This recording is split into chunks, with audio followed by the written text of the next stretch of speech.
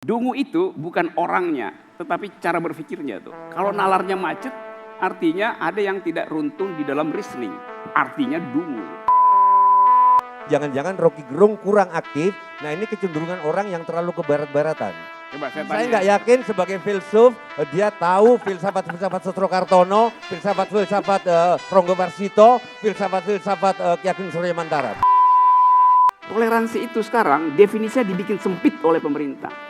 Toleransi antar umat beragama, bahkan antar iman itu. Mana ada toleransi antar iman? Iman itu final, nggak mungkin ditoleransikan. Saya kasih semacam ilustrasi di Himalaya karena itu wilayah yang sangat privat. You bisa mati di situ kalau 1 detik gagal langkah 2 cm. Assalamualaikum warahmatullahi wabarakatuh. Yuk, take.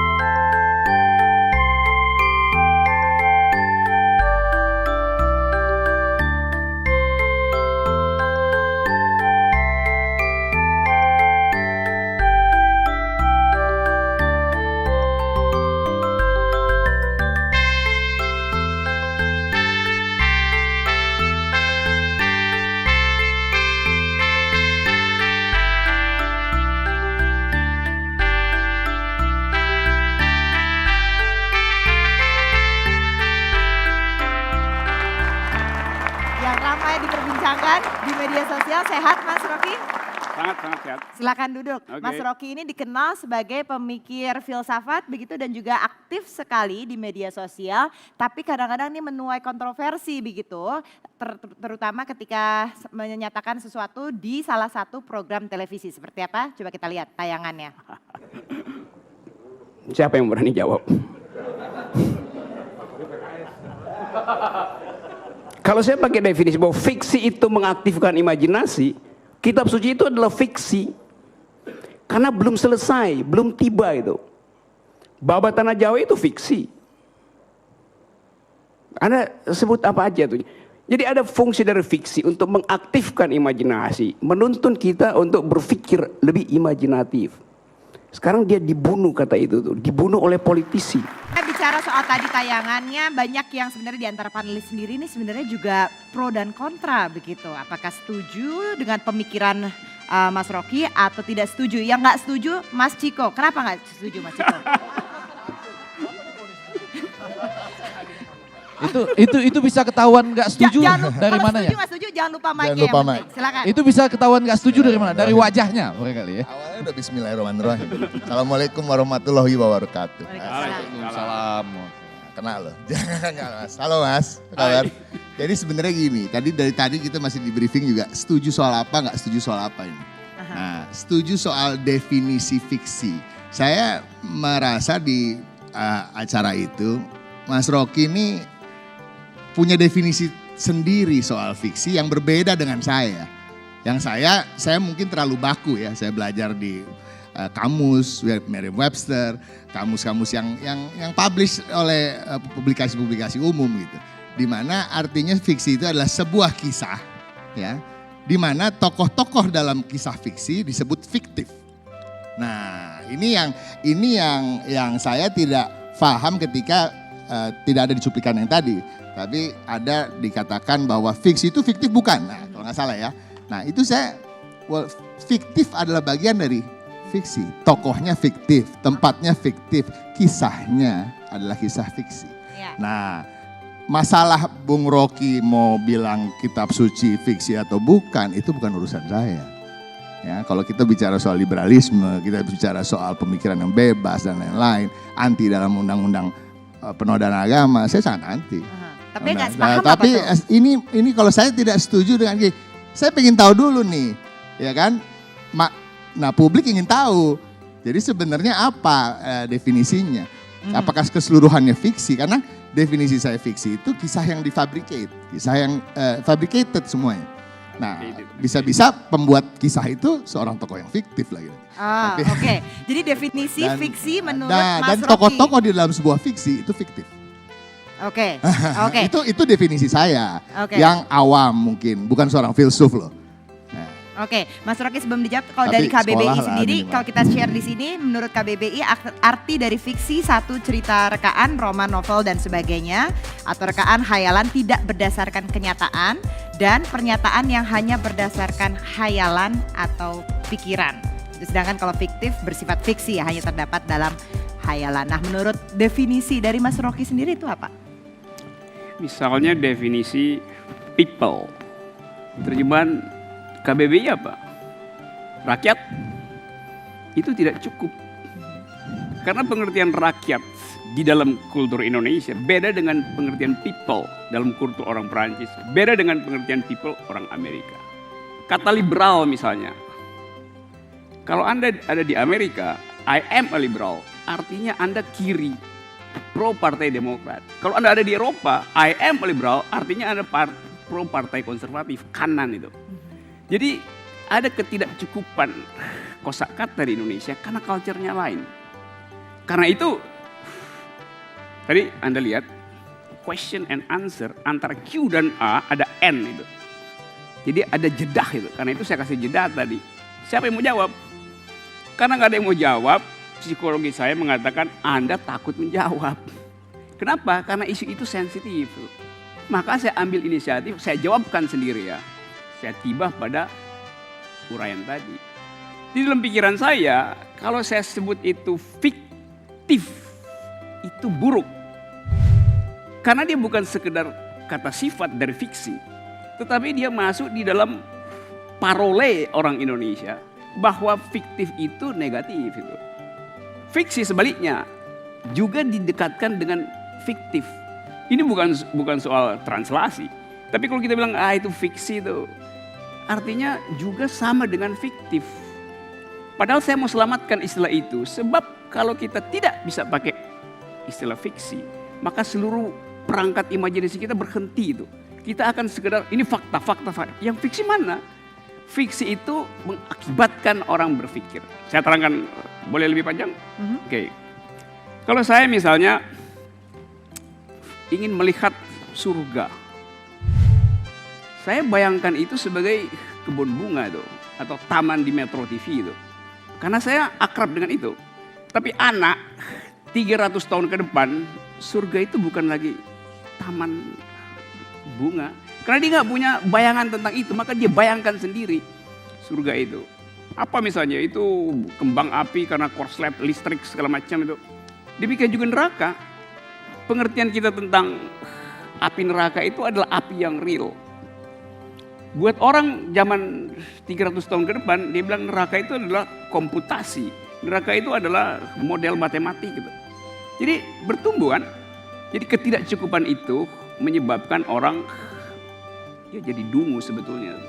Karena nggak mampu untuk menghasilkan imajinasi. Nah, saya ingin menolak pendunguan itu hanya karena kita gagal untuk mengaktifkan imajinasi. Jadi kalau misalnya orang yang nggak ngerti dengan pahamnya Mas Rocky, artinya dungu? Bukan, gini, dungu itu bukan orangnya, tetapi cara berpikirnya tuh. Kalau nalarnya macet, artinya ada yang tidak runtun di dalam reasoning, artinya dungu. Oke. Jadi Mas bukan orang ya, ini soal cara berpikir itu. Udah lebih paham nggak Mas Ciko? Lebih paham nggak sekarang? Saya selalu paham kok. Aha. Saya selalu paham. Dan kadang-kadang saya memilih untuk kelihatan gak paham aja. Sama dengan Mas Rocky. Oke, Oke, thank you. Valen, nice suggestion. Ya, memenuhi kuota tugas saya ya, satu pertanyaan kan. Bang Rocky, saya sempat lihat di Twitternya juga, langsung membuat saya jiper buat hari ini gitu. Ini memang filsuf ini, walaupun filsafat hukum saya A waktu kuliah, tapi ya sombong boleh dong ya kan. Tapi saya mau tanya tadi sebagai seorang TV personality ya, yang lagi banyak programnya di TV ini. Nah, jadi berarti pada saat mau menyatakan kata-kata tadi, Bang Rocky sempat ada berpikir dan membuat keputusan antara mengatakan kata fiktif atau fiksi. Karena kalau fiktif dalam sepersekian detik ada bahwa nanti respon atau reaksi masyarakat yang belum siap menerima misalnya itu negatif tadi, akhirnya memilih kata fiksi. But the end of the day itu tetap rame. Adakah waktu pada saat mengatakan fiksi itu dikeluarkan di TV itu langsung kepikiran bahwa waduh ini bakal rame nih. Jadi kemudian habis itu mulai memikirkan bagaimana menghadapi keramaian yang akan terjadi setelah itu, atau fiksi mah nggak masalah karena saya kan nggak bilang fiktif tapi akhirnya jadi rame. Itu yang ingin saya tanyakan pada saat akhirnya memilih kata fiksi dibanding fiktif tadi. Nah, tentu yang Anda maksud adalah reaksi saya apa? Saya hitung di dalam kepala, dalam kecepatan cahaya, bahwa pasti ada yang akan mempersoalkan itu. Tetapi saya ukur, saya mengucapkannya dalam struktur silogisme. Bila maka itu. Jadi kalau dia akan uji di pengadilan, silahkan uji silogisme. Barang buktinya apa? Logics. Bagaimana logik itu ditaruh di depan before the law itu? Si hakim juga akan bingung. Polisi juga akan bingung bikin BAP itu. Mem-BAP logik. Itu maksudnya. Jadi saya memang agak Udah pikirkan. agak jahil. Ini pada pinter ya pinter. Saya nggak nanya lagi. Baik. Mas Ivan, silakan. Halo Pak Rocky. Hai. Pak Rocky ini bikin saya susah ini.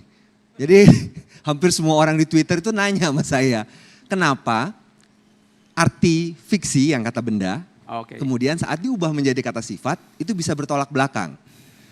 Sebenarnya saya bisa paham, kalau menurut saya pribadi, itu ada yang hilang dari pernyataan Pak Rocky tadi.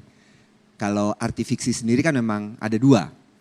Hampir semua kata itu pasti punya dua lebih dari satu makna. Kebetulan fiksi ini memang artinya yang satu cerita rekaan, cerita hasil imajinasi. Ya. Yang kedua itu adalah pernyataan yang jauh dari yang bukan kenyataan. Nah yang arti negatif yang kemudian masuk ke dalam fiksi yang Pak Rocky jelaskan adalah dari arti kedua. Sebenarnya yang tadi Pak Ciko bilang juga bahwa tokoh fiktif itu tidak negatif. Ya tokoh itu fiktif, kata sifat dari fiksi. Nah mungkin boleh tolong diklarifikasi bahwa sebenarnya fiksi dan fiktif itu memang itu hanya kata benda dan kata sifat, tapi mungkin yang terjadi adalah terjadi pergeseran makna. Saat orang menyebutkan fiktif, yang keluar itu adalah makna negatifnya. Padahal sebenarnya tokoh fiktif itu tidak negatif. Mungkin itu yang saya ingin minta klarifikasi dari Pak Rocky. Jadi klarifikasi pemikiran seorang Rocky Gerung tentang kata fiksi dan fiktif nih ya. Kita tidak harus percaya kan? Ini Nah, sebenarnya ini perlu ini. ada Jadi, bagian yang jadi hilang pertanyaan yang ini, saya beri kesempatan buat Pak Rocky untuk dimunculkan Seru sekarang. nih, belum mulai panas nih kalau gini. Jadi yang di depan itu bukan penentu. Dia anti sebuah absolutisme. Bukan mulai Jadi panas. dia pastinya tidak setuju kalau kita juga percaya semua. Bukan Ya. mulai panas. Aku gagal paham, gak tahu Aku yang lebih lain. gagal Juga paham. atau enggak. Jadi pertanyaannya itu. Silakan, Pertanyaannya Mas mengenai Rocky.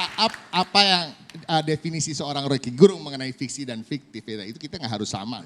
Oke, Itu tadi. saya cicil penjelasannya ya supaya yang lain punya kuriositas yang sama itu. Kesulitan di dalam belajar filsafat adalah kosakatanya nggak cukup. Kalau saya bilang being, orang Indonesia nggak bisa nangkap apa itu being. Saya bilang existence, apalagi dalam bahasa Jerman itu. Nggak ada terjemahannya itu. Karena kita nggak punya pengalaman dengan dalil intelektual pada waktu kata itu diucap. Karena itu banyak buku teks filsafat diterjemahkan ngaco, salah. Bahkan profesor pun salah membaca. Jadi itu kesulitan pertama. Nah, saya mau atasi kesulitan itu dengan membuat semacam neologisme itu. Menghadirkan ulang sesuatu yang tidak bisa diterangkan dengan bahasa Indonesia. Jadi itu pertanggungjawaban saya sebagai akademisi. Jadi kalau saya bilang saya pakai KBBI, saya nggak pakai KBBI. Saya mesti terangkan itu di dalam upaya saya untuk menyelamatkan sifat yang ditempelkan oleh publik pada kata fiksi yang kemudian menjadi derogatif itu. Jadi sebetulnya itu semacam politik bahasa aja tuh. Di dalam konteks itu tuh. Tetapi saya hitung konsekuensinya. Karena itu saya mulai dengan semacam conditional. Bila fiksi seperti yang saya terangkan, maka kitab suci it goes without saying pasti fiksi. Tapi Anda bisa batalkan bilanya itu. Sama seperti dalam ilmu hukum. perjanjian itu harus di pacta sunt servanda dalam bahasa Latin. A pact must be served. Tetapi orang sering lupa, lawyer juga sering lupa. Itu baru berlaku bila kondisionalnya dipenuhi, yaitu rebus sic stantibus. The thing stand still, seperti itu. Kalau itu diterangkan dalam bahasa Indonesia orang pusing. Tapi kalau kita itu dalil gitu. Bahwa supaya sesuatu berlaku, yang di depannya harus diterima dulu tuh. Jadi kalau Anda mau batalkan definisi saya dengan sendiri ya nggak berlaku tuh. Silahkan aja. Nah itu yang nanti akan diperlihatkan di pengadilan misalnya. Kalau tapi saya kira saya nggak yakin tuh. Kalau polisinya agak pinter dikit, hakim pinter, dia akan bilang ini ngapain nuntut logika itu kan? It's bullshit gitu Pak. Aha. Mbak Tejo, silakan. Udah lebih paham belum? Saya langsung keberatan bahwa bahasa Indonesia nggak cukup. Ya silakan. Karena dari 70 ribuan KBBI itu baru 10 ribu yang aktif. Oke. Sampean bisa kasih contoh bahwa kita hanya kenal beranja. Ini gini, padahal ada kata ganja, ganja itu menjelang beranja. Ada kata oleng, ada kata goyang, tapi ada kata geol. Geol itu koplak, itu nggak pernah dipakai. Dipakai Tati Saleh doang. Udah, nah makanya saya klarifikasi itu dulu, jangan-jangan Rocky Gerung kurang aktif. Nah ini kecenderungan orang yang terlalu ke barat-baratan. Coba saya nggak yakin sebagai filsuf dia tahu filsafat Sosrokartono, filsafat Ronggo Warsito, filsafat Ki Ageng Surya Mantaram. Karena itu ucapannya tentang kitab suci bener bagi saya, tapi orang bener. Orang apa? Bener, P. Bener tapi tidak bijak. Paham nggak? Gagal paham. Saya ya Rocky ya. Kebetulan ada di sebelahmu, tanpa di sebelahmu pun, kamu mau ngomong apapun tentang kitab suciku, mau ngomong comberan, mau nggak ngaruh karena kitab suciku adalah keyakinanku nggak akan nambah dan nggak akan berkurang karena didukung atau dicerca. Kalau masih bisa bertambah karena didukung dan berkurang karena dicerca itu bukan keyakinan, itu kalkulasi. Nah, problemnya Rocky, berapa orang yang kayak aku? Menurutmu kamu bijak nggak waktu itu? Itu aja. Bener nggak waktu itu? Bener nggak? Kamu bener, tapi bener nggak? Boleh disambung nggak sama yang duduk di sebelahnya juga waktu itu? Iya. Enggak, ini ada dua hal. Yang pertama, kelihatan betul gesturnya Rocky Gerung ya malam ini itu dengan begini-gini itu dia menikmati betul orang yang gagal paham gitu ya. Dia begini-gini ya. Jadi supaya saya nggak kelihatan gagal paham betul. Karena kebetulan yang duduk nih bertiga duduk sebelah-sebelahan waktu itu. Nah menjadi menyambung pertanyaan itu adalah begini. Waktu itu judulnya kan para calon presiden berbalas pantun kurang lebih begitu. Kok tiba-tiba masuk ke kitab suci ya kan. Pantun tiba-tiba saya di sebelahnya lari ke kitab suci lalu bertanya. Itu kalau menurut Anda kitab suci itu fiksi atau realitas waktu itu ya, antara dua gitu ya. Nah jangan-jangan pertanyaannya menjadi begini, apakah betul dengan melihat bahwa saatnya sekarang politik bahasa itu dipakai, atau dalam filsafat barangkali kalau saya nggak salah kutip, Nietzsche mengatakan kekuasaan segala-galanya. Yang lain tuh nggak ada, kekuasaan aja. Artinya begini, Bung Rocky itu membaca kalau saat ini hal itu disampaikan, bisa mengubah peta karena waktu dulu seakan-akan ada kelompok-kelompok yang begitu Anda ngomong begini langsung salah aja. Tapi sekarang jadi ada maksudnya lagi begitu terbagi ngomong. nih. Oke. Lagi terbagi nih. Yang satu bela yang sana, yang satu bela yang sini. Jadi kalau dinyatakan seperti ini, ya kan? Ada yang bela Rocky Gerung ternyata. Ya kan? Yang biasanya nuduh misalnya tiba-tiba bela. Apakah ini dibaca sedemikian rupa dalam konteks penernya itu, lalu kalau betul ada penernya itu, apa sebetulnya sih maksud yang ingin disampaikan dari balik kontroversi kitab suci itu fiksi? Nah ini kalau boleh, supaya kita jangan gagal paham nih. Nanti kalau gagal paham saya liatin dari wajah saya kok, tenang aja. Tenang. Betulkah Bang Rocky? Ada agenda setting memang ya? ketika Dengan statement ini. Boleh nggak sebentar sebelum? Karena Rocky. Nyambung juga kan Bang? Nyambung. Jadi saya hanya nanya ringan aja. Ini mohon maaf. Oke. Kau percaya adanya Tuhan? Itu pertama. Dan kau bersyukur orang yang selama ini sensitif sensi kalau orang sudah menyinggung mengenai kitab suci. Tapi bagi yang suka sensi ini, aku lihat enggak sensi dia. Kau bersyukur untuk itu. Ya, jadi sebentar Rocky. Ya, apa yang dikatakan Valen dikaitkan dengan Effendi Ghazali, kau goyang-goyang, kau perlu kayaknya refreshing. Karena aku khawatir. Oke. Kau ini stres sebenarnya. Kau perlu. Ya ke Kelapa Gading ya. Kau di sana olahraga atau apa di Kelapa Gading ya. Main gulat, main sumo. Atau Bang makan Ruhut. kue tiaw. Bisa. Baru ya, siapa tahu tapi memang, perlu. Tapi maksudnya mungkin siapa tahu memang ada maknanya gitu di Ya balik karena dari itu statementnya. kalau aku lihat makna Effendi Ghazali dan aku beda. Oke. Boleh Bi- dong. Kalau gitu biar kita. Ya, terima biar kasih. kita Karena jawab satu dulu, Bang terakhir. Rocky, Karena silakan. tunggu, ini juga ini biar nggak gagal paham dan jangan takut gagal paham karena apa yang benar untuk Rocky Gerung belum tentu benar buat kita. Nah, ini masalah silakan, ukuran Mas Rocky. potongan Oke. baju juga ya kan. Oke. Saya akan jawab dengan cara saksama dalam tempo yang tidak singkat.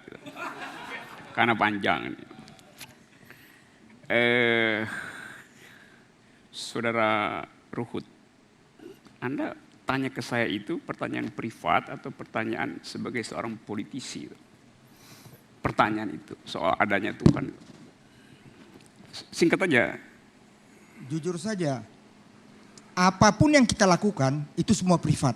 Oke. Tidak ada yang tidak. Oke. Karena Ayo. itu berbicara hukum, ya kau akan pertanggungjawabkan secara pribadi. Ya, saya Terima terangkan. kasih. Oke. Kira-kira 3 bulan lalu,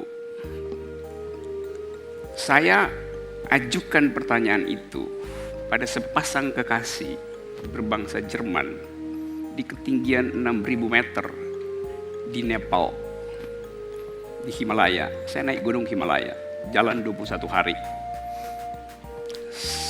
Kekasih itu terpukau dan terperangah dengan puncak Machapura di depan itu. Puncak, salah satu puncak tertinggi di Himalaya. Saya bilang begini, Anda orang Jerman, kenal Nietzsche, God is dead, Tuhan sudah mati itu. Dan semua orang Jerman, walaupun beragama tapi ateis. Anda bisa bingung orang beragama tapi ateis gitu. Saya terangkan di question and answer yang lain nanti soal itu. Terus saya bilang, menurut Anda Tuhan ada nggak? Dia bilang, saya mesti bilang ada karena saya lagi jatuh cinta dengan pacarnya itu. Jadi konsep Tuhan bagi dia adalah upaya untuk mengikat kesetiaan. Karena dia takut nanti tiba-tiba Himalaya runtuh, hilang harapan dia untuk pergi pada semacam keabadian itu. Tapi kalau kita bilang, di sini Anda lebih terpukau pada Tuhan atau terpukau pada keindahan Himalaya?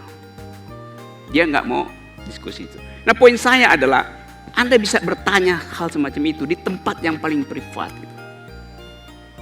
ILC, question and answer, adalah tempat publik, orang akan tonton jawaban saya. Tapi saya tetap akan jawab. Pertanyaan Anda sejenis dengan pertanyaan saudara, siapa yang bertanya tuh, Akbar Faisal. Sebetulnya saya mau kasih tahu di situ bahwa dia itu bodoh bertanya itu. Tapi waktu nggak cukup, sekarang saya terangkan ya. Kalau Anda seorang politician, pejabat publik, Anda tidak boleh, terlarang, dan Anda akan dihina kalau Anda mengajukan pertanyaan privat. Agama Anda apa? Orientasi seksual Anda apa? Nggak boleh pejabat publik menanyakan itu. Jadi dia bertanya ke saya pun sebenarnya saya udah jengkel. Saya bilang, you politician apa orang bodoh ngajukan pertanyaan. Maksudnya ada self control itu. Jangan bertanya. Kan dia tanya ke saya seperti Anda tanya. Kitab suci Anda apa? Kalau kitab suci saya ini. Dia nggak boleh ucapkan itu. Karena itu forum publik dan dia pejabat publik. Apalagi kalau saya terangkan bahwa di Indonesia agama itu adalah hak, bukan kewajiban. Hak itu status hukumnya adalah boleh dipakai, boleh tidak. Kalau dia nggak pakai dia golput dalam agama misalnya. Tapi orang nggak bisa mengerti itu karena sensasi kita adalah bahwa setiap orang harus beragama. Lalu setiap orang harus punya kitab suci. Nah kalau saya perluas itu di dalam wacana filosofi, seorang Marxis kiri itu kitab suci adalah Das Kapital. Kalau dia seorang kapitalis, kitab suci adalah Wealth of Nation dari Adam Smith itu. Kalau dia environmentalist, kitab sucinya adalah Black Rose. Jadi kata itu, karena itu saya tidak mau jawab di situ. Bukan karena saya nggak bisa jawab, tapi karena pertanyaannya bodoh dan berbahaya. Masa pejabat publik nanya soal privat itu? Logikanya begitu itu. Masih ada yang lain? Menjawab pertanyaannya dari Mbah Tejo Sebentar. dan Mas Ege. Tadi kan tanya agama, Ya. saya bukan tanya agama. Semua dengar kok. Iya. Anda percaya akan adanya Tuhan, itu kok saya. Terima kasih. Itu pertanyaan privat, Tuan Besar. Jadi Anda dari tadi bilang agama. Dan pertanyaan itu Saya terlalu tidak kecil tanya buat saya agama. jawab. Saya tanya, Anda percaya nggak adanya Tuhan? Saya percaya. Oke. Karena itu Anda mau ngomong apapun bagi saya karena Oh ya, oke, saya kasih ya, kami nggak marah. Saya punya PGI juga nggak marah Anda ngomong gitu. Iya, karena itu mau saya tanya. Tapi saya tanya, Anda percaya nggak adanya Tuhan? Bukan agama. Agama itu Iya, sensitif. tadi saya terangkan di puncak Anda dari simpang- tadi jelaskannya agama. Jangan. Anda ini orang yang jago pelintir-pelintir. Ingat itu. Saya Dari terangin. tadi pertanyaan saya itu direkam. Anda percaya tidak adanya Tuhan? Terima kasih. Saya terangkan soal Himalaya tadi, saya bilang agama apa Tuhan? Pertanyaan saya hari ini setelah saya jawab tadi dan direkam juga tuh. Kalau menjawab pertanyaan dari Mbah Tejo dan juga Bang Ege, Soal apa apakah tadi, Bang? memang Bener tadi, bijak bener. begitu Bijak, ya. ketika Apakah dirasa Mas bijak Rocky atau memberikan sebetulnya statement sudah seperti itu? ada kalkulasi politik Bijak, bahasa bahwa pada saat ini bisa dinyatakan begitu. Mungkin 2 tahun lalu nggak bisa. Dan Oke. mungkin hitung-hitungannya adalah tadi kalkulasi politik untuk tujuan tertentu. Nah apa tujuan itu misal? Boleh Oke, ya. menambahkan sebelumnya? Boleh dijawab dulu, Victor dijawab dulu aja ya, silakan. Kata bijak gitu. Parameter dari bijak artinya jangan ucapkan bila itu berbahaya. Saya tidak anggap itu berbahaya. Karena tadi Sujiwo Tejo bilang, kosakata kita banyak, tapi yang aktif hanya berapa persen? Hanya 10 ribuan Hanya dari 10 70 ribu. ribuan. Ya. Artinya Sepertujuh. kita memang cuma pakai itu, dan dari 10 ribu itu paling 10% yang orang tahu. Jadi yang idol itu jangan dibawa ke sini. Saya bisa bilang bahkan lebih dari itu. Kita nggak tahu apa pengertian orang Dayak, orang Batak, orang Manado, orang Makassar. Jadi konsep itu tumbuh karena pikiran kita selalu dalam kondisi semiotik. In the making, ongoing. Jadi dia selalu oscillating. Jadi bijaknya di mana? Sama seperti tadi saya mau dikasih make up, saya bilang saya nggak bisa itu. Karena saya alergi terhadap butirnya, bukan terhadap baunya itu. Bijak nggak itu? Bagi saya bijak. Dan kalau pasti saya nggak bisa berkencan dengan orang yang penuh make up itu. Dengan alasan yang sama, bijak kan? Jadi coba kita lihat kondisi pada saat itu. Kondisi semiotik dari pikiran saya adalah jengkel pada pertanyaan seorang politician yang tidak bisa bedain antara pertanyaan publik dan pertanyaan privat. Maka saya uji logika dia. Dan dia terbata-bata untuk menjawab. Mbak Tejo udah lebih paham sekarang? Cuman aku ngebayangkan gini Andini, kita memerlukan orang-orang kayak Rocky Gerung. Tapi apakah Rocky Gerung, bangsa Indonesia sekarang butuh Rocky Gerung atau enggak gitu loh. Itu aja yang sedang. Karena Sekarang gini ya. pertanyaan saya. Polling, silakan. Saya polling. kemarin, bisa nggak kamu ngobrol sama Sinden? Sinden itu adalah cerminan dari orang masa lalu. Kalau sudah bisa ngobrol sama itu mungkin, misalkan kemarin aku ditanya gini, Mbah dari, ini Sinden, Mbah dari Bandung ya? Iya, oh pantas bahasa Jawanya halus. Saya nggak ngotot, iya aku gitu loh, gitu loh. Kalau saya dari Jawa Barat Mbah, terus kalau saya dari Jawa Barat Mbah ini Sinden, makanya saya ngomong Betawi. Gitu. Tapi Betawi di Jawa sama aja kan Mbah, ngomong tahu sama tahu, tempe juga tempe, iya aku ngomong. Kalau Rocky Gerung Mbah, nggak bisa, Jawa itu adalah begini, Betawi you salah you gitu. Saya nggak Pada bilang begitu. aku yakin gitu, tapi kenapa saya Saya nggak tidak ngotot? ucapkan itu. Justru saya ingin katakan bahwa kalau kita menutup percakapan hanya karena soal sopan santun, maka berhenti apa yang disebut citizenship, kehangatan berwarga negara. Orang Indonesia taunya fiksi begitu dan sudah tentram. Dan itu salah, Kenapa dan saya terus menentukan. diobrak-abrik lagi dengan aku Pasti sih saya nggak akan soal gitu loh. Itu aja sih. Mana ketika Ahok sedang dipersekusi mengenai itu tadi. Soal Berhenti dari sikap sopan dan santun. Mestinya saya Anda terangin menjadi soal advokat Ahok. terbaik untuk dia. Oke. Sudah. Kalau Anda buka Twitter saya Bertanya untuk tidak dijawab kok. Terima Ah, kasih. Saya mau coba jawab itu karena itu soal yang mengganggu memori kita tentang keadilan itu. Ketika hari-hari Ahok menghadapi itu, di Twitter saya bilang, saya bersedia menjadi saksi ahli. Dan ada tulisannya bahkan di quote itu. Karena saya nggak akan bela Ahok, saya akan bela kecerdasan publik untuk melihat kasus itu. Soal Ahok itu ada di dalam pasal positif undang-undang kita. Tapi diskusi tentang itu pada waktu itu tertutup oleh semacam ketakutan untuk bicara toleransi. Saya bilang saya mau bela. Ada yang bener Rok. Yo iya. Gue lebih kenal Ahok daripada lu semua yang di sini. Bener. Dan dia lebih kenal saya dari kalian semua. Jadi atas dalil itu nggak ada, kalau itu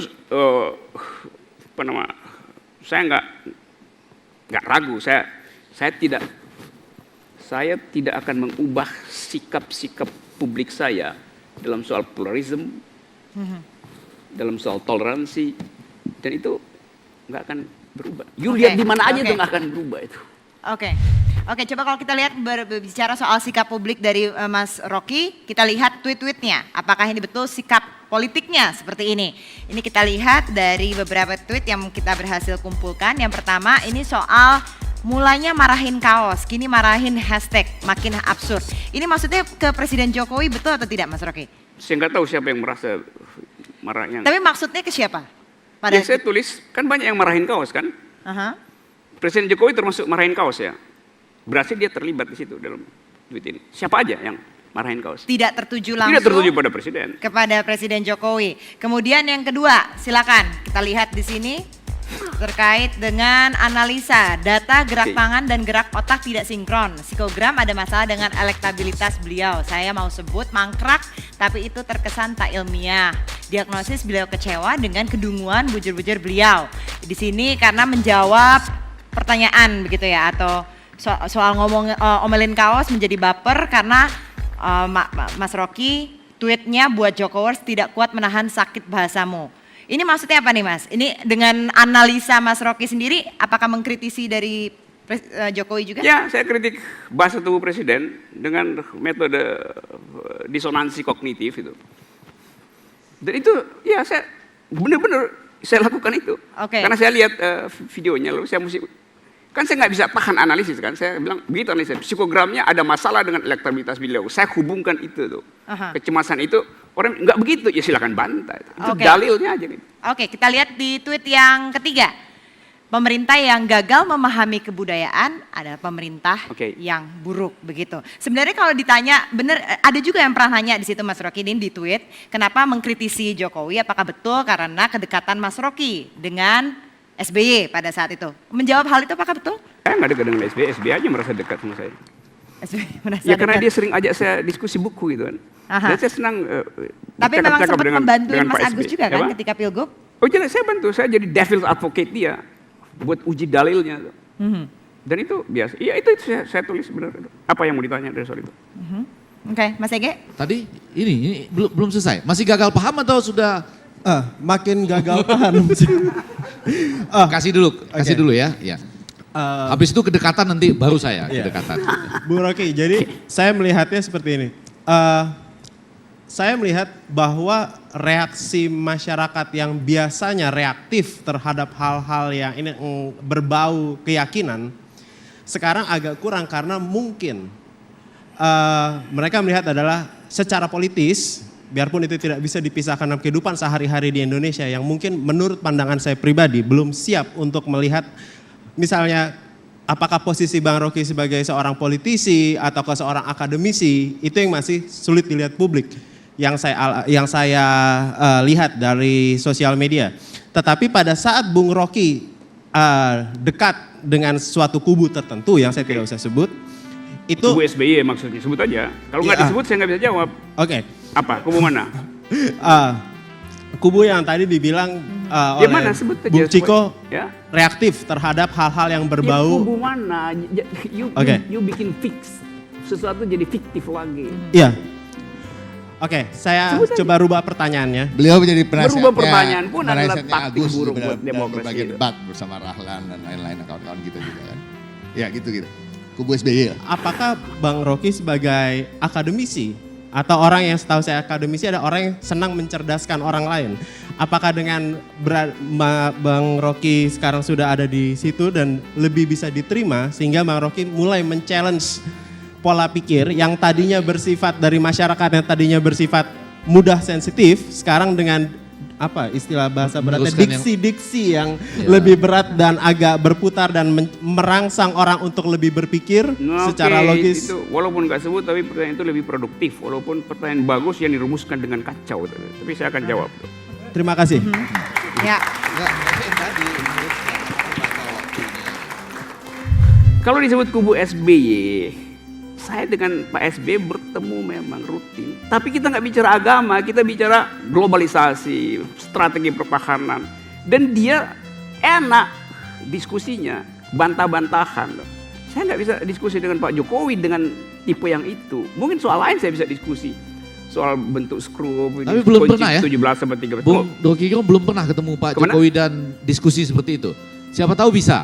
Ketemu Pak Jokowi belum pernah dan tentu kita punya sensor yang cukup lah untuk mengatakan bahwa pasti nggak nyambung gitu. Belum tentu. Iya betul, belum tentu. Sudah pernah ketemu? Iya belum tentu, artinya nggak pernah saya nggak ketemu. Jadi apa mau bikin pertemuan? Nggak, bukan.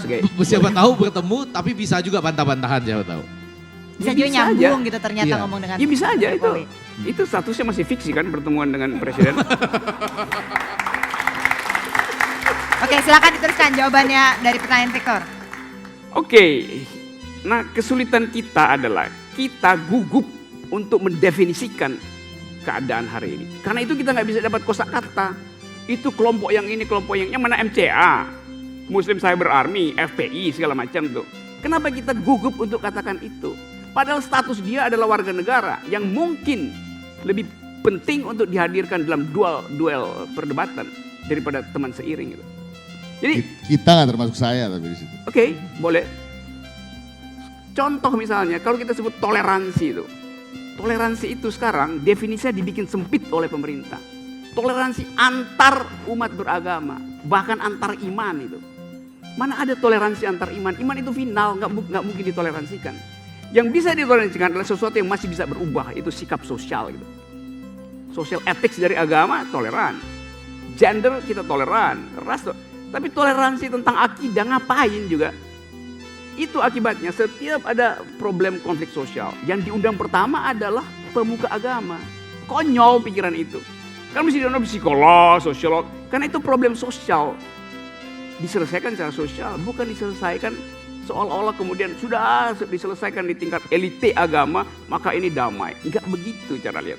Nah presiden itu enggak punya tim yang bisa merumuskan ini jenis problem sosial atau jenis problem iman. Apa yang jadi soal di iman itu? Skalanya nominal, agama itu skalanya nominal. Problem sosial ordinal, bisa tumbuh, bisa turun. Agama itu selesai di sini, selesai di sini. Jadi istilah toleransi itu jadi semacam kegiatan oligarkis dari mereka ingin masuk surga itu. Padahal kehidupan publik tidak boleh didasarkan pada sentimen ini contoh bahwa intelektual kita bisa menerjemahkan berbagai bahasa ke dalam bahasa Indonesia, tetapi Rocky Gerung contoh orang yang nggak bisa menerjemahkan dirinya sendiri. Kenapa nggak bisa menerjemahkan dirinya sendiri? Ngapain? Memang kelihatannya nggak ada hubungannya Rocky. Oh, ada konflik sosial kok yang dikumpulin ulama. Oke, di kok mana? bukan psikolog. Iya. Tapi faktanya kau kelilenglah sampai pagi ke daerah. Mayannya MH Ainun Najib itu ribuan orang nunggu sampai pagi. Ustadz Seker, Pekalongan, Anwar Said. Kalau mereka bilang A, mereka ikut. Oke. Itu faktanya. Oke, saya terangkan soal itu. Saya nggak bisa keliling sampai pagi, saya keliling setengah menit aja di Twitter itu sama aja kan isinya. Keliling setengah menit itu. Tetapi solusi pemerintah itu kuldesak. Kayak blek, ini soal agama, soal. Nggak pernah ada upaya untuk bikin semacam lubang kecil di dalam kuldesak itu. supaya kita bisa intip ini agama Karena rakyat atau kita basis nggak dengerin psikolog, rakyat kita dengerin kiai, dengerin pastor. yang harus Kalau dengar. gitu aku yang komentar kali ya. Dari Oke. tadi Oh, disebut oke. sekolah Oh, melulu nih, Ini yang sekolah kelihatannya melulu nggak nih. gagal paham dari tadi cuma ini. Saya melihat bahwa kecerdasan yang ingin ditampilkan oleh Bang Rocky di sini sebagai seorang akademisi, S1 yang dipanggil sebagai profesor nih ya, yang katanya mumpuni, punya segala ilmunya sehingga naik kelas, ngajarinnya S2. Padahal S1. Saya melihat bahwa S3 bahkan kecerdasan, saya ngajar. malah S3, baik. Kecerdasan berbahasa sebagai seorang pendidik, mungkin saya lihat Bang Rocky ingin mengajarkan melalui satu statement dengan kitab suci sebagai fiksi. Walaupun tadi dikatakan Bukan, fiksi kalimatnya atau mesti fiksi. lengkap itu. Bila fiksi adalah A dan kitab suci itu diterima dengan dalil pertama, maka berlakulah kitab Betul, suci adalah A. tapi orang kita That's kecerdasan illogism. dalam berkomunikasi dan berbahasa Apa itu yang semuanya dimaksud orang dipenggal-penggal. kita? Tunggu, Makanya Ahok hari ini masuk di penjara.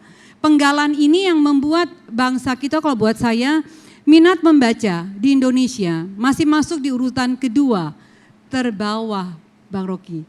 Terbawah di Asia Tenggara. Bukan kedua, keempat. Di dunia.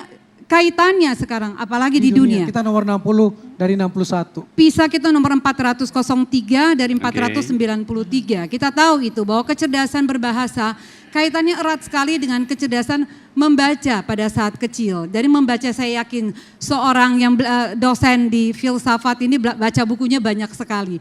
Anda dari tadi saya mengamati dari awal bagaimana memilah kata, memilih kalimat yang akhirnya membuat teman-teman narasumber ini sebenarnya mengeroyok sebenarnya ya. Teman-teman panelis. tepatnya. Ketemu lagi yang di belakang nih.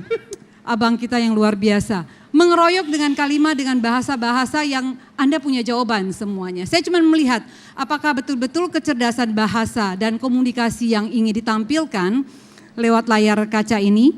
Atau mungkin yang kedua, ada sesuatu di balik pilkada atau pilpres yang akan menjelang 1-2 tahun ke depan ini. Terima kasih.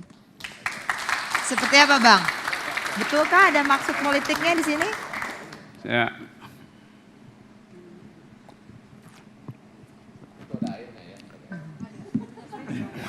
Itu bukan fiktif ya, ada airnya ya. Ada air ya beneran. Kurang nih. Saya pikir kopi itu.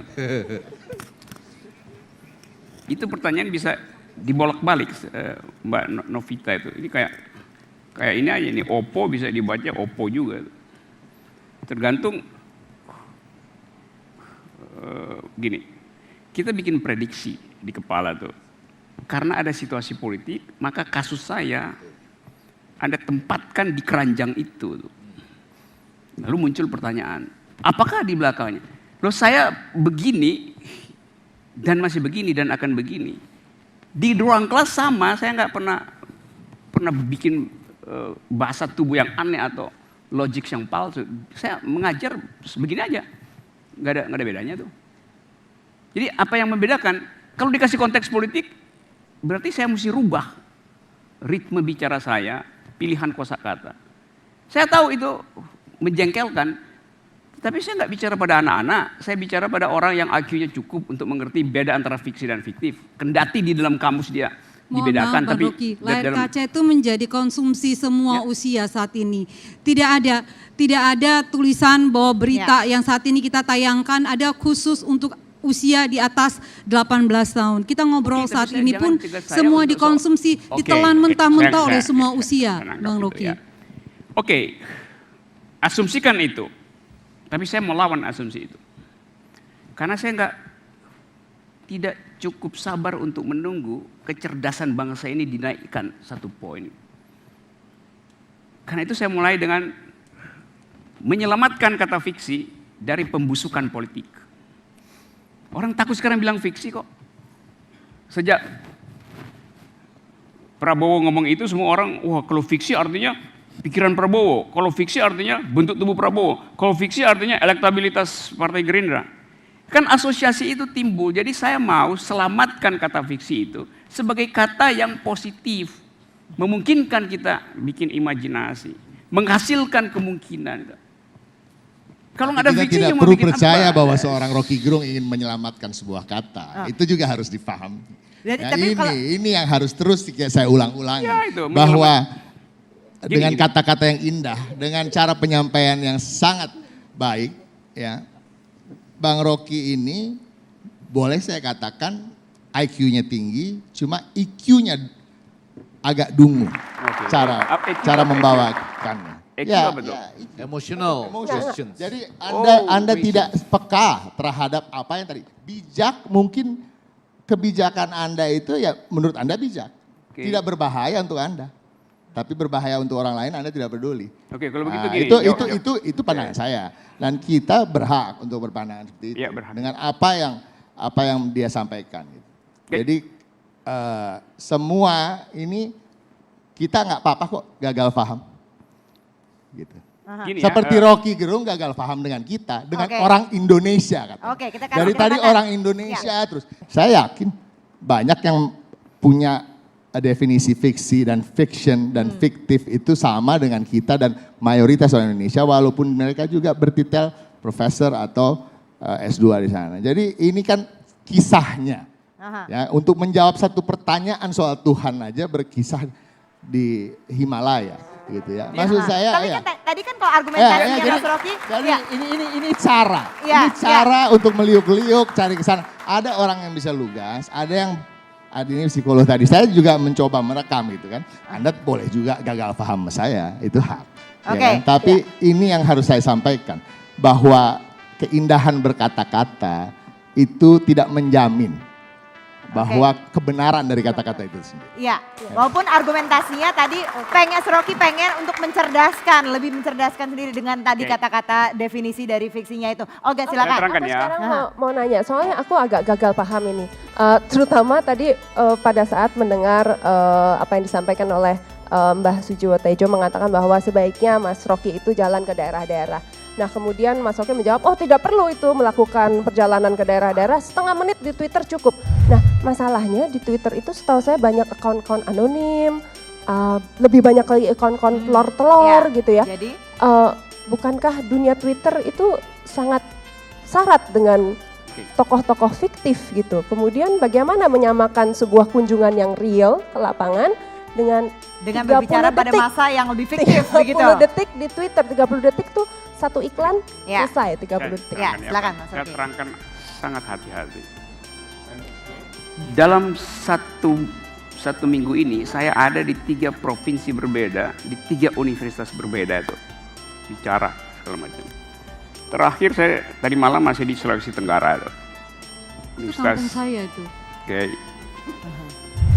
Yang kedua, 4 hari sebelumnya saya kasih kuliah umum di Universitas Lampung itu. Setelah itu saya naik gunung di situ. Gunung nggak terlalu tinggi, 4-5 jam jalan. Bertemu dengan petani yang tanahnya itu direclaim atas bantuan LBH Lampung itu. Mereka itu namanya desa sepakat. Tidak ada listrik. Dia pakai turbin, bikin sendiri arus listriknya. Tapi dia nonton ILC dan dia bilang dia mengerti yang saya terangkan. Yuk boleh lihat ada foto-foto. Senang ya. Jadi tadi saya katakan saya kasih semacam ilustrasi di Himalaya karena itu wilayah yang sangat privat. You bisa mati di situ kalau 1 detik gagal langkah 2 cm tuh. Itu orang boleh bertanya tentang Tuhan karena itu adalah pengalaman otentik manusia ketika diuji di dalam cuaca tuh. Di depan ILC, di depan Metro TV ini ruang publik, ngapain nanya soal begituan. Yang kedua, manusia itu dalam ilmu psikologi disebut sebagai homo ludens selain sebagai homo symbolicum. Manusia adalah makhluk yang bermain, ada kenikmatan bermain di dalam bahasa, di dalam imajinasi. Dia homo symbolicum, dia mengolah simbol untuk menghasilkan peradaban itu. Jadi itu dasarnya kenapa kita sebetulnya gagal untuk berludens dan bersimbol. Karena kecemasan, ketakutan pada semacam konfrontasi, intoleransi. Nah saya mau bongkar itu supaya cair, supaya kita balik pada percakapan warga negara, pada kehangatan antar warga negara, bukan pada blocking agama, bukan pada blocking ras. Itu aja. Apa yang salah di dalam upaya itu? Apa yang salah Jadi dalam upaya menjawab itu? pertanyaan tidak ada Iya, motif politik, yang tidak ada mulai motif politik, begitu yang Mas mulai nggak Rocky. takut boleh nggak nih? Ini yang mulai nggak takut. Jadi sudah mulai nggak takut nih ya, dengan yakin nggak takut sekarang. Jadi dua sekaligus pertanyaannya nih, tanpa rasa takut. Yang pertama, boleh nggak dibantah ini adalah bayarannya Cikeas? Yang kedua, waktu melihat Pak Jokowi ya dari sisi lain, ada nggak yang baik ini? Yang tidak keliru, yang artinya nggak keliru antara kata dan geraknya gitulah. Yang tidak sedang disonan dalam konteks disonansi kognitif tadi. Boleh ya? Boleh, boleh. Saya boleh nebak nggak jawabannya bahwa baik itu tidak relevan dalam memimpin sebuah negara ya kan? Kira-kira nggak begitu. Oke. Tapi agak panjang. Terkait dengan kedekatan dengan Cikeas. Iya, saya dekat dengan Cikeas dalam arti saya suka suasana di mana ada pikiran diolah gitu, dipertengkarkan itu. Saudara Agus Harimurti, AHY juga teman diskusi saya. Dan itu enggak ada urusannya dengan fee atau transfer. Gue enggak miskin. Saya enggak nikmati itu, saya nikmati percakapan. Kalau saya nikmati transfer, saya berhenti untuk bercakap-cakap. Ngapain? Karena dalam percakapan pasti ada duel argumen, pasti ada kritik gitu. Orang yang nggak mau dikritik pasti, gue udah bayar lu, gue nggak mau kritik gitu. Nggak ada. Tapi you pasti bilang nggak mungkin, karena memang sekarang setiap upaya untuk menghasilkan diskursus baru dianggap dibayar. Jadi itu juga bagian buruk dari kita. Bahwa kita seolah-olah hanya bisa berteman secara politik, berupaya untuk menghasilkan ide. Kalau ada orang apa namanya NPWP Anda berapa itu? Orang nggak tanya IQ Anda berapa. Kan simpel itu kan. Yang kedua, saya nggak pernah kritik pribadi presiden. Yang saya kritik adalah penampilan publiknya, tubuh publiknya, pikiran publiknya, konsep publiknya. Itu yang tidak konsisten. Kan presiden itu kan kata benda yang ya boleh ditatap, ditonton dan kita bisa lihat sudutnya apa. Presiden itu kan institusi, fungsi. Jadi nggak ada, saya tidak memberikan judgement ethics atau moral pada presiden. Enggak. Wong dia fungsi kok, bahkan abstrak gitu. Jadi kalau orang bilang misalnya saya kasih kritik bahwa lo presiden itu berat tubuhnya dengan choppernya itu tidak estetik. Lalu orang riset, Rocky Gerung berbohong. Buktinya para pembalap dunia tubuhnya itu kurus-kurus. Lo chopper mau dipakai buat membalap. Kalau bisa tubuh pembalap seringan mungkin, kalau bisa lebih ringan dari bulu ketek gitu. Supaya dia bisa atasi friksi udara, supaya dia bisa lebih cepat bikin akselerasi itu. Tapi kalau orang naik chopper itu estetika. Tapi yang jadi Mas saya nggak Rocky kritik sampaikan di tweet ya, itu bukan soal estetika, tapi soal keseimbangan. Jadi saya agak bingung mengapa seorang ahli filsafat kemudian menyatakan pernyataan yang bersifat fisika. Nggak ada fisika antara di situ. berat dan kecepatan dan keseimbangan, berpengaruh kepada keseimbangan. Itu yang jelas, Mas Rocky sampaikan tahu dalam rumus tweetnya. itu, bahwa VT sama fenol plus alfa T. Bang. Tetapi bukan itu poin, saya bilang estetika. Jadi berat tubuhnya itu tidak estetik dengan bentuk seimbang dalam arti estetika. Ini pembuka aja, Bang Rocky masih sering ngopi di daerah Cikini. Ya? Masih sering ngopi di daerah Cikini. Tadi barusan nih, 2 jam lalu saya di Cikini itu. Saya bertanya ini karena saya nggak pernah ketemu Bang Rocky ketika saya ada di situ. Saya cuma ingin mengatakan bahwa apakah kita tidak ketemu karena ketika saya ada Bang Rocky nggak ada, dan ketika Bang Rocky ada sayanya nggak ada. Ya. Jadi sebenarnya kita punya jembatan untuk bersama, untuk punya kesepahaman. Pertanyaan cuma satu, kalau orang-orang yang gagal paham menyebut Bang Rocky dungu dan sebaliknya Rocky menyebut orang lain dungu, ada nggak jembatan untuk menghapus dua-duanya bahwa dua-duanya tidak dungu atau memang dua-duanya dungu? Saya terangkan dulu asbabun nusul dari kata dungu itu. Asal usulnya. Orang bilang itu. Iya, genealogi dalam bahasa lebih gampang itu. dulu saya sebut memang dungu karena saya jengkel dengan reasoning. Jadi yang saya bilang dungu adalah bila dua premis itu dihubungkan sedemikian rupa, tapi tidak menuju pada konklusi yang koheren. Jadi saya bilang cara Anda bernalar itu dungu. Di Twitter itu saya definisikan. Saya tidak bilang orangnya dungu, tapi cara Anda bernalar itu kedunguan itu. Itu prinsipnya itu yang mau saya terangkan. Tapi orang marah itu. Lalu kok bilang bong 200? Loh itu justru saya berkomentar, menanggapi orang. Satu waktu orang bilang Rocky Gerung IQ-nya 50. Saya bilang oke, kalian itu 200. Saya kasih jeda, tapi sekolam itu. Kan satir biasa. Jadi ada konteksnya. Saya nggak pernah membuli lawan. Saya hanya bertahan. Dan seringkali bertahan cuman dengan tangan kiri itu. Jadi orang makin marah gitu kan. Padahal benar-benar saya nggak. Oke. Terakhir Rocky, ya.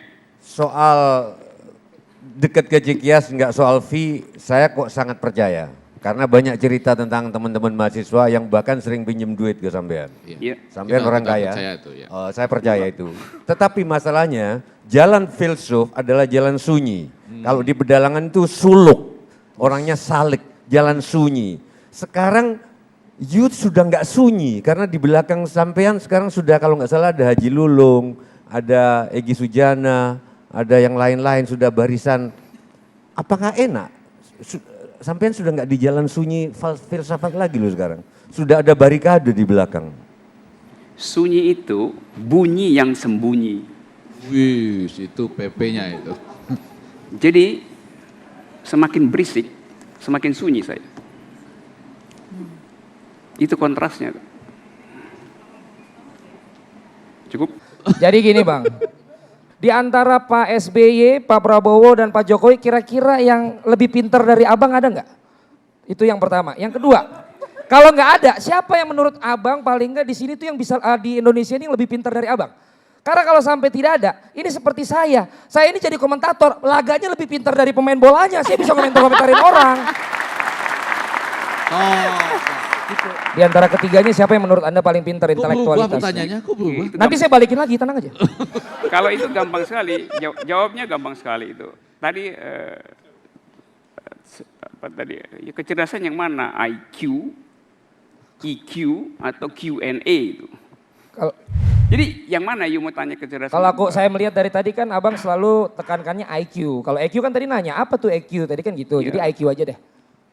Ya IQ itu kan sebetulnya IQ itu nggak mungkin berubah gitu. IQ itu standar intelijensi yang diukur berdasarkan parameter. Tapi yang saya maksud dengan kecerdasan, definisi IQ, definisi parole dipakai, oh itu cerdas. Tapi kecepatan untuk melihat konsekuensi itu kecerdasan. Seorang politisi tentu dituntut untuk itu, melihat konsekuensi. Bukan jadi siapa Bang? Ya, Karena kita kena durasi nih Bang. Kira-kira siapa menurut Abang? Pertanyaannya tadi pertanyaan Valen, siapa yang paling pintar antara Jokowi, SBY atau Prabowo? Prabowo. Kepintaran itu tadi misalnya soal standar IQ. Sekarang orang anggap apa sih? Ini penonton gemes semua loh Bang, tinggal pilih doang satu Bang. Gemes semuanya gemes. Penonton gemes nungguin jawabannya. You tanya, presiden itu tidak ada IQ-nya. Yang ada IQ itu orang pribadi. Masa you tanya presiden? Nggak usah IQ-nya Bang, takaran menurut Abang lah. Nah, melihat itu, di TV. betulin pertanyaannya tuh. Masa Asik, presiden itu fungsi. Gak dijawab, asik. Gak dijawab, asik. Bang, tolong jawab Bang.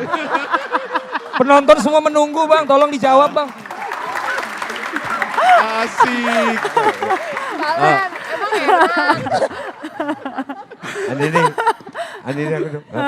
Mau dijawab dulu dong Mbak Tejo. Dijawab dulu. Jawabannya begitu.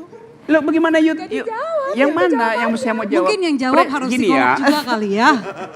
Kan kalau Anda tanya IQ itu, IQ-nya orang, bukan IQ presiden. Nah, benar-benar. Masa IQ presiden nggak ada di Jadi menurut abang pertanyaan saya yang salah nih.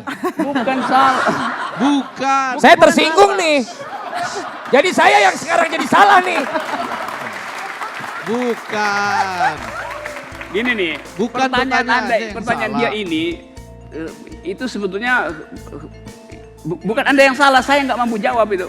Oh, nggak mau jawab itu tadi. Bukan nggak mau jawabannya. jawab. Apa? Tidak mampu menjawab pertanyaan semacam itu. Mungkin itu status pertanyaannya masih fiksional, Don.